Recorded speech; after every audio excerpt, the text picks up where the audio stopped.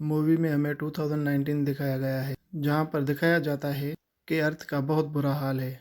Climate पूरी तरह change हो गया है और जिसकी वजह से नेचुरल डिजास्टर हो रहे हैं और कुछ कंट्रीज में इसका टेम्परेचर इतना ज़्यादा है कि हीट की वजह से सिर्फ 10 मिनट में 20 लाख लोग मर जाते हैं। कुछ कंट्रीज में सुनामी तबाही मचाता है और दूसरी जगह पर ज़मीन खुश्की की लपेट में आ गई है और सूखे की वजह से लोग पानी से मर रहे हैं और बहुत सारी जगहों पर फ्लड आ गया है और ऐसा ही हाल पूरी दुनिया में होता है। हर जगह तबाही तबाही है। तो इस चीज़ का सॉल्यूशन ढूंढने के लिए 27 कंट्रीज आगे बढ़ती हैं, सबसे अच्छे साइंटिस्ट को भेजकर एक टीम बनाती हैं और अब उन साइंटिस्ट का एक लीडर है जो काफ़ी इंटेलिजेंट था और उसका नाम जैक था। और अब ये सब मिलकर एक ऐसी सैटेलाइट बनाते हैं जो पूरी ज़मीन की मौसम को कंट्रोल करती है। क्लाइमेट को कंट्रोल करने की इस सैटेलाइट का नाम टच बॉय रखा जाता है और ये काफ़ी बड़ी सैटेलाइट थी जो अर्थ के अराउंड एग्जिस्ट करती है और देखते ही देखते वो अर्थ के मौसम को कंट्रोल करने लगती है। जो डच बॉय सैटेलाइट है वो मेन सैटेलाइट है और दुनिया में दूसरे भी कंट्रीज़ हैं और उनको भी अपनी सैटेलाइट चाहिए अपना क्लाइमेट कंट्रोल करने के लिए और उन्हें हर एक को अपना अलग अलग सैटेलाइट होने की ज़रूरत थी। इसलिए डच बॉय के थ्रू हर एक कंट्री को अलग अलग सैटेलाइट मुहैया की जाती है और पूरी दुनिया के ऑर्बिट में सैटेलाइट्स का एक जाल बन जाता है। इन सारे सैटेलाइट्स को बनाने वाला कोई और नहीं, वो जैक था और जैक यूएसए से बिलोंग करता था और इसलिए डच बॉय का पूरा कंट्रोल यूएस गवर्नमेंट लेना चाहती है, लेकिन जेस इस बात के लिए एग्री नहीं था और इसलिए वो यूएस गवर्नमेंट को अपना अप्रूवल नहीं देता और गवर्नमेंट उसी के अगेंस्ट चार्जेस लगा देती है और उसे जॉब से भी निकाल दिया जाता है और उसके बाद यूएस गवर्नमेंट डच बॉय को अपने कंट्रोल में कर लेती है और इसमें गवर्नमेंट का साथ कोई और नहीं बल्कि जे का अपना भाई मैक्स देता है और वो खुद ही डच बॉय को मैनेज भी कर रहा था। यानी इसका मतलब ये है, यानी भाई ने ही उसे धोखा दिया था। इन बातों की वजह से जे को काफ़ी बुरा लगता है और उसे अपने भाई पर बहुत गुस्सा आता है और जे की एक बेटी थी जो उसे वीकेंड पे ही मिला करता था, वो उसके पास चला जाता है। अब इस बात को 3 साल गुजर जाते हैं। इन 3 सालों के दौरान अर्थ का पूरा क्लाइमेट बिल्कुल सेफ रहता है, लेकिन तभी हमें अफगानिस्तान का सहरा दिखाते हैं। लेकिन अचानक से उस गांव का टेम्परेचर इतना ज़्यादा गिर जाता है कि वो पूरा गांव ही फ्रीज हो जाता है और गांव के पूरे लोग सेकंडों में ही जमकर मर जाते हैं। और अब ये यूएस गवर्नमेंट जानकर एक मीटिंग करती है। यहाँ पर उन्हें डाउट होता है कि शायद डच बॉय में खराबी होने की वजह से वो पूरा गांव फ्रीज हो गया है, लेकिन अब किसी भी तरह तरीके से उन्हें ये बात छुपानी थी। लेकिन जैक का भाई मैक्स कहता है कि ये बात छुपाने के बजाय हमें डक बॉय को सेट करना होगा और इस मिशन के लिए हमें जैक की हेल्प चाहिए होगी क्योंकि वो अकेला ही डच बॉय को बनाने वाला था। अब मैक्स के कहने पर जैक उसे साफ साफ मना कर देता है और किसी भी तरीके से मैक्स उसे मना लेता है और जे को कहता है कि डच बॉय को तुमने ही बनाया है तो अब तुम्हें ही उसे सेट करना होगा। और जे को यकीन होता है कि मैंने एक ऐसी परफेक्ट चीज़ बनाई है उसमें खराबी हो ही नहीं सकती, लेकिन फिर भी वो डच बॉय को सेट करने के लिए एग्री हो जाता है। इसके बाद हमें इंटरनेशनल स्पेस स्टेशन दिखाया जाता है और ये वो जगह होती है जहाँ से डच बॉय को पूरे को कंट्रोल किया जाता है और वहाँ पे अफ़गानिस्तान की पुरानी सेटेलाइट को निकाल कर वहाँ पर एक नई सेटेलाइट लगाई जाती है और जब अफ़गानिस्तान की ख़राब सेटेलाइट लाई जाती है तो उससे एक पुराना डेटा निकाल कर एक साइंटिस्ट ले जाता है और उसे एक लॉकर में छुपा देता है। लेकिन जब वो आगे जा रहा होता है तभी उस एरिया की सारी विंडोज़ ओपन हो जाती हैं और वो बाहर स्पेस में मर जाता है, यानी कि कोई जानबूझकर उसे मार देता है। इसके बाद हमें हांगकांग का सीन दिखाया जाता है जहाँ पर क्लाइमेट कंट्रोल के हेडक्वार्टर हम एक आदमी को देखते हैं और ये आदमी हांगकांग की सेटेलाइट का हेड है। फिर वो एक दिन स्टोर से खाने का सामान लेने जाता है और उसके सामान से अंडे गिर जाते हैं और रोड पर गिर जाते हैं जो पकने लग जाते हैं और देखते ही देखते पूरी एरिया में अर्थक्वेक आ जाता है और ज़मीन फटने लगती है और ज़मीन से लावा निकलने लगता है। तभी वो साइंटिस्ट वहाँ से जान बचाकर भागने में कामयाब हो जाता है और वहाँ से वो निकलते निकलते एक सेफ जगह पर पहुँच जाता है और वो वहाँ एक जगह पर रुक जाता है और जब वो अपनी गाड़ी से निकलकर बाहर देखता है तो सारी की सारी बिल्डिंग्स गिरने लगती हैं और देखते ही देखते पूरे शहर का काफ़ी हिस्सा तबाह हो जाता है और काफ़ी लोग मारे जाते हैं। और अब वो साइंटिस्ट चाइना का सेटेलाइट एक्सेस करना चाहता था, लेकिन उसकी सेटेलाइट पर एक्सेस डिनाइड आ जाता है जिसकी वजह से वो लॉगिन नहीं कर पा रहा था और वो मैक्स को कॉल करके इस बारे में इन्फॉर्म करता है और जब मैक्स भी उस सेटेलाइट को एक्सेस करना चाहता है तो वो नहीं कर पाता। यानी इसका मतलब साफ था कि उनका पूरा सिस्टम किसी ने हैक कर लिया है, जिसके बाद सबकी एक्सेस ब्लॉक कर दी गई है। और फिर वो साइंटिस्ट मैक्स को कहता है कि अगर ऐसा ही होता रहा तो पूरी दुनिया में जियोस्टॉर्म आ जाएगा और जिसकी वजह से पूरी दुनिया तबाह हो जाएगी। और तभी उस हेड की ऑफिस में कुछ लोग आ जाते हैं और वो कहीं छुप जाता है और वहाँ जो लोग आते हैं वो उसके लैपटॉप से सारी इन्फॉर्मेशन ले लेते हैं। और वो साइंटिस्ट समझ जाता है कि कोई तो है जो हैक बॉय को कंट्रोल कर रहा है। और मैक्स एक हैकर को हायर करता है और उसे कहता है कि टच बॉय को किसी ने कंट्रोल कर लिया है, यानी कि हैक कर लिया है। और वहाँ पर मैक्स की एक दोस्त भी थी जो एक एजेंट थी। और फिर जैक दिखाया जाता है जो मिशन के लिए रेडी था और वो अपनी बेटी को अपनी मदर के पास छोड़कर मिशन पर निकल जाता है और वो सक्सेसफुली इंटरनेशनल स्पेस स्टेशन पहुंच जाता है। वहां पर जैक को 3 टास्क दिए जाते हैं। सबसे पहले वो साइंटिस्ट जो स्पेस स्टेशन में मर गया था उसकी इन्वेस्टिगेशन करे। फिर दूसरा कि जो अफगानिस्तान में एक्सीडेंट हुआ था उसकी इन्वेस्टिगेशन करना। फिर तीसरा हांगकांग में होने वाले एक्सीडेंट की इन्वेस्टिगेशन करना। और वो कुछ लोगों से मीटिंग करता है और सारी बातें क्लियर कर फिर वो सारी कंट्रीज़ की सैटेलाइट्स को खुद चेक करता है और टोटल 1000 से भी ज़्यादा सैटेलाइट्स थी।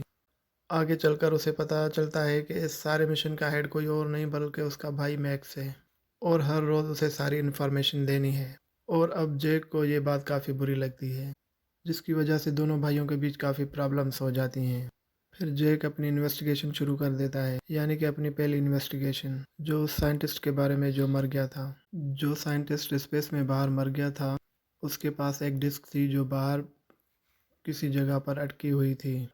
फिर जेक और उसका साथी उस हार्ड डिस्क को लेने बाहर जाते हैं। यहाँ पर उन्हें पता चलता है जो एक्सीडेंट हांगकांग में हुआ था और अफगानिस्तान में भी वो सेटेलाइट में खराबी की वजह से नहीं बल्कि किसी ने जानबूझकर ऑर्डर दिए थे ऐसा करने के लिए।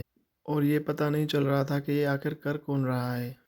फिर हांगकांग का हेड वहाँ से निकलकर न्यूयॉर्क आ जाता है और वो मैक्स को मिलने के लिए कहता है ताकि पूरे मैटर की इंफॉर्मेशन वो उसे दे सके। वो मैक्स को एक जगह पर मिलने को कहता है। फिर मैक्स अपनी फ्रेंड एजेंट के साथ वहाँ जाता है और वो हेड को देखते हैं जो रोड की दूसरी साइड पे होता है। जैसे ही वो रोड क्रॉस करने लगता है तो उसके पीछे खड़ा हुआ एक आदमी उसे धक्का दे देता है और वो गाड़ी से टकरा जाता है, लेकिन मरने से पहले वो उसे हकीकत बता देता है। दूसरी तरफ जैक उस हार्ड डिस्क का पूरा प्रोग्राम देख रहा होता है, जिससे जैक को पता चलता है कि इस सिस्टम में किसी ने वायरस डाल दिया है जो अलग अलग कंट्रीज की सैटेलाइट्स को ऑर्डर दे रहा होता है और उनके क्लाइमेट को चेंज कर रहा है, जिसकी वजह से ज़मीन दोबारा तबाही की तरफ जा रही है।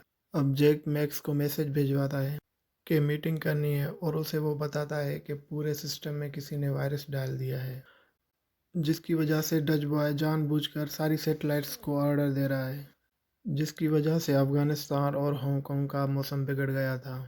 यानी कि कोई डच बॉय को वेपन की तरह यूज़ कर रहा है और तमाम कंट्रीज़ के शहरों को तबाह करना चाहता है।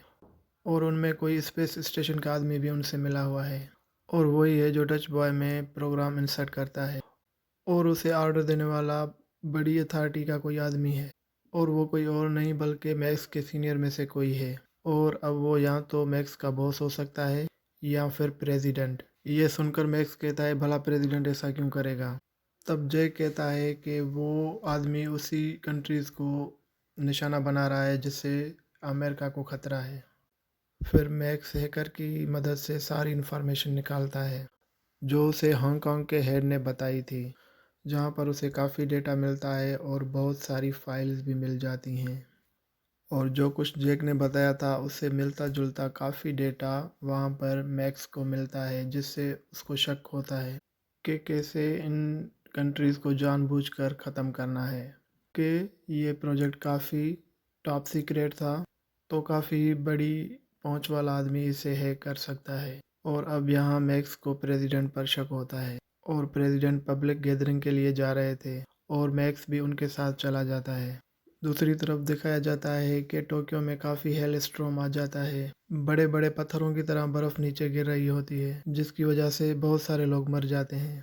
फिर हमें ब्राज़ील दिखाया जाता है जहाँ का टेम्परेचर आहिस्ता आहिस्ता कम होने लगता है कि देखते ही देखते पूरा समंदर फ्रीज हो जाता है और वहाँ पर एंजॉय करने जितने भी आए हुए लोग होते हैं वो भी सारे फ्रीज हो जाते हैं, यानी बर्फ़ बन जाते हैं। ये सब कुछ उस सेटेलाइट की वजह से हो रहा था और कोई उसे हैक कर रहा था और देखते ही देखते पूरा डच बॉय सेटेलाइट वायरस की लपेट में आ जाता है, जिसकी वजह से सारे के सारे सेटेलाइट्स इन्फेक्ट होने लगते हैं और पूरा सिस्टम ख़राब हो जाता है। और उसके बाद जियोस्टॉर्म का अलर्ट आ जाता है कि आने वाले 1.5 घंटे में पूरी दुनिया में तबाही हो जाएगी और अगर इससे बचना है तो डच बॉय को रीस्टार्ट करना होगा, जिसकी वजह से उसका पूरा प्रोग्राम रीस्टार्ट हो जाएगा, जिससे सिस्टम खुद को रिपेयर करेगा और वायरस को ख़त्म कर देगा।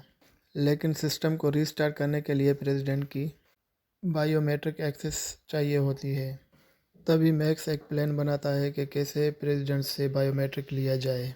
मैक्स का बॉस मैक्स को परेशान देखकर पूछता है कि क्या हुआ है, तुम इतने परेशान क्यों लग रहे हो। तब मैक्स सारी बात अपने बॉस को बता देता है कि इस हमले के पीछे प्रेसिडेंट का हाथ है।